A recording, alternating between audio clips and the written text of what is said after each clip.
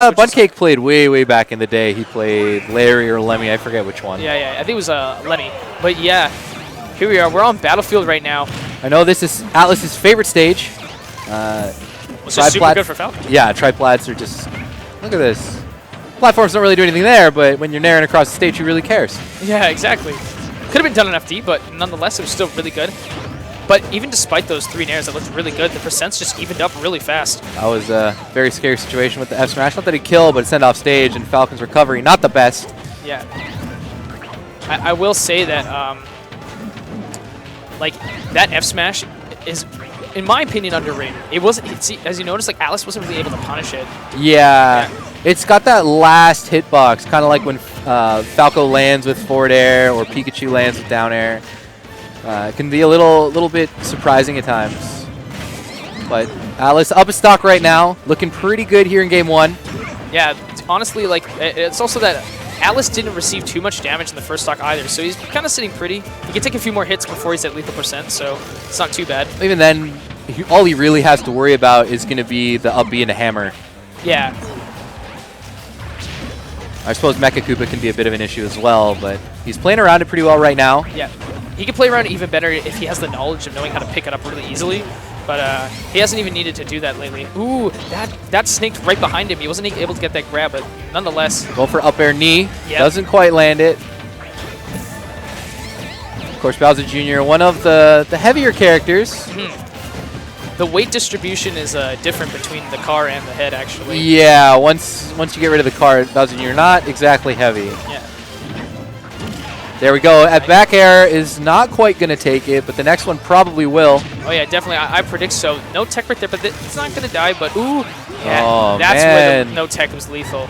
But at 119%, it looks like Atlas is sitting a little pretty, but it wouldn't count aMac out. There could be, you know, sort of crazy thing that aMac could do. Yeah, there could. I know Bowser Jr. has a lot of early percent. They can string together up airs for a while.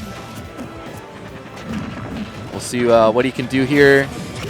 Back air is going to take it. Game 1 going to Atlas. Nice prediction, man. I know you saw that. You were like, the back is going to take it, and that's exactly what happened. So aMac's stage pick now. We're going to see where I'm imagining he probably banned FD or Lilat. Yeah. I wouldn't be surprised if Smashville's the pick. Okay, I was Smashville's thinking the maybe pick. Town and City, but Yeah. Smashville's pretty good too. I think Town and City might have been a bit better, more open space, but yeah, that's what, I mean, then again, Falcon also benefits from having a bit more open space as well, just due to his like, excellent movement. True. But yeah, Bowser Jr. does want that space. If the issue with the Bowser Jr. iterations, or like Wendy in this case, it's like if Wendy's like smothered and isn't getting really the chance to put out her moves fast enough, she's a bit too slow framed otherwise. Yeah. And it's just a train wreck. It just goes on and on and on. The damage builds up, and then it's a difficult situation to get out of. So. And of course, Captain Falcon does have some pretty decent frame data. He is a combo machine. Speaking of combos, we're seeing a couple of up air strings coming from aMac. Yeah, that was really nice. This is evening out the percents right here, but this is going back and forth. Yeah, very even. Send it off stage. Spin out. That looked dangerously close to killing. Ooh. It's okay. Oh, never mind. That's definitely The not hammer. okay. I was expecting him to try and semi-spike him, but I don't know how the down air works on Bowser Jr. But Yeah. a good follow-up. I think maybe depending on where you're getting hit by the drills, depending on where you get sent. Maybe. I know with other multi-hit down airs that semi-spike, it's as long as you don't get the last hit. Yeah. But aMac is taking a solid lead in this game. Wow. That should be it. That's it. That was such a nice snare earlier just to cover that up. I wasn't expecting that. And Smashville clearly was a good choice, I suppose. Yeah, could be just a comfort pick there, but he looked very dominant in that game, coming away with a clean victory. And because we are in losers, this is not a best of 5, so the winner of this will make it into top 48. We'll see if Alice can bring him back, or if aMac can invade BC. I'm trying to think about how the pool lined up, whether or not aMac was upset and sent to losers. I can't tell if he was the 2nd or the 3rd seed. But of course, this is neither here nor there. Going to Town and City. Down City, again, like you predicted earlier. That was what happened earlier that was really nice. It was smooth. He just kind of went up and grabbed the Mecha Koopa. That was cool. Yeah, if you can predict that Bowser Jr. is going to open the game with a Mecha Koopa, I know you can do it with Sonic, and I imagine Fox and Falcon will be similar as well. You can just run up and grab it. Yeah, definitely. But you got to be a quick character.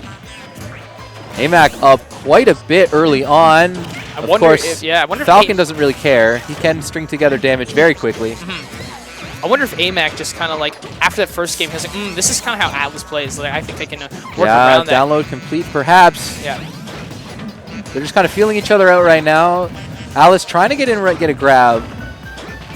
I like how he's trying to punish the landings now. Oh, he should be okay as long as the eyes are there. aMac set up for an edge guard opportunity. F tilts him back out. That's it. That back air, that should be it, honestly. Too far for Falcon to recover with this, I'd say mediocre recovery. It's rather mediocre. Yeah. aMac's going to try and run away with this lead that he's built up. Of course, Atlas trying to bring himself back, but double up air does not get sent in a position for a follow-up.